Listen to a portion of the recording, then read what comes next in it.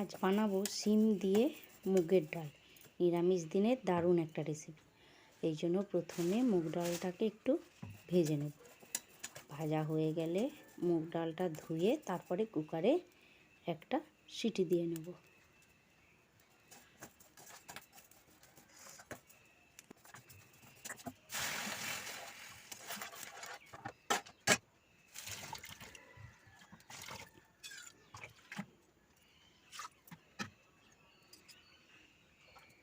সামান্য লবণ দিয়ে দিলাম। বাস, এরপর একটা ফ্রাই প্যানে কিছু শিম আমি নিয়েছিলাম, ধুয়ে অর্ধেক করে কেটে নিয়েছিলাম, সেটা নুন হলুদ দিয়ে ভালো করে ঢাকা দিয়ে ভেজে নেব।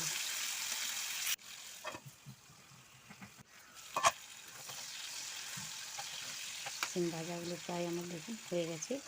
এরপর একটা কড়াতে তেল গরম করলাম, তাতে জিরা, একটু তেজপাতা ফোড়ন দিলাম, দুটো কাঁচা লঙ্কা ফোড়ন দিয়ে একটু সামান্য আদা গ্রেট করে নিয়েছিলাম, সে আদাটা দিয়ে ভালো করে ভেজে নেব। ভাজা হয়ে গেলে তার একটা টমেটো দিলাম, টমেটোটাকেও একটু ভালো করে ভেজে নেব।